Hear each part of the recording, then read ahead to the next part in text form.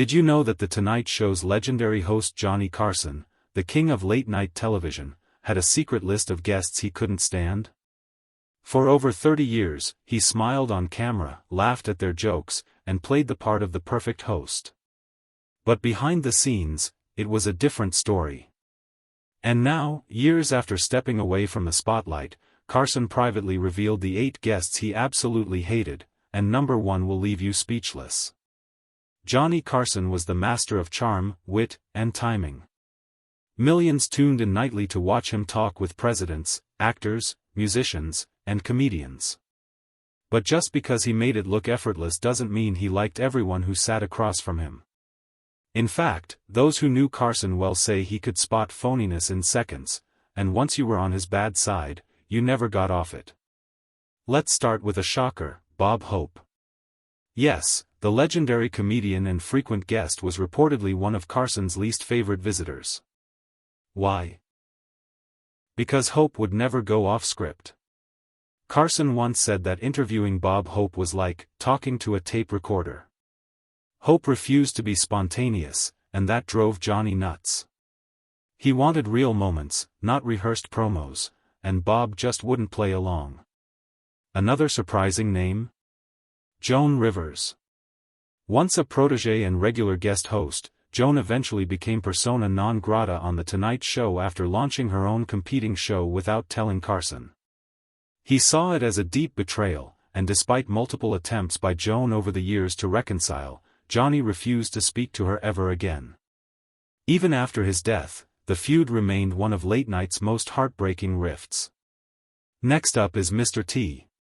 Yes, the tough-talking 80s icon rubbed Carson the wrong way, not because of his image, but because he simply wouldn't tone it down. Carson reportedly found his over-the-top persona exhausting and felt like Mr. T was always on, even when the cameras weren't. Johnny preferred guests who could shift between entertaining and authentic. For him, Mr. T was all performance, no substance. Tony Curtis, the matinee idol, also found himself on Johnny's bad side. Curtis had a reputation for being difficult and occasionally condescending during interviews. Carson, known for his razor-sharp patience, found Tony's constant name-dropping and long-winded stories tiresome. According to insiders, Johnny once told producers, if Tony wants to do stand-up, let him do it somewhere else. And then there was Howard Stern. While Stern's shock jock style made waves, Carson reportedly loathed the vulgarity and chaos he brought to late night. Johnny was all about style and class, even when teasing his guests. Howard, in contrast, broke every rule of decorum, and Johnny wasn't having it. It's rumored that Carson only agreed to have Stern on once, and then made sure it never happened again. Coming in at number 3, Zsa Zsa Gabor. She was glamorous, outspoken, and loved the spotlight, but she didn't take well to Carson's sarcasm. Their famous on-air exchange became legendary for its awkwardness. While it made for great TV, behind the curtain, Johnny couldn't stand how high-maintenance and demanding she was. Now brace yourself, number 2 is Arnold Schwarzenegger. In the early years of Arnold's fame, Carson reportedly found him to be arrogant and difficult to engage. He often gave short answers, didn't play along with Johnny's humor, and seemed more focused on self-promotion. Carson later joked off camera, "I've had more fun interviewing furniture." And finally, number 1. The guest Johnny Carson hated the most? Don Rickles. Yes, his longtime friend and comedic rival. This one is complicated.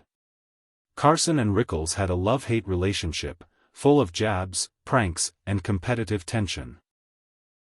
While they made audiences laugh with their dynamic, behind the scenes, Carson often found Rickles too much. He once said, "I don't know if we're friends or if I just haven't had time to escape." But here's the twist. While Carson could be sharp with his judgments, those closest to him say it came from a place of passion. He cared about the craft of conversation. He wanted his show to feel real. And when someone treated it like just another gig, Carson could see right through it. At 79, long after retiring from The Tonight Show, Carson finally admitted in a private conversation, I wasn't always kind, but I always knew who was phony. That quiet honesty is what made Johnny Carson not just a great host, but a cultural icon. So the next time you rewatch those classic episodes, look a little closer. Behind the twinkle in his eye, Johnny Carson may have been thinking something very different from what he was saying. And now, we finally know why.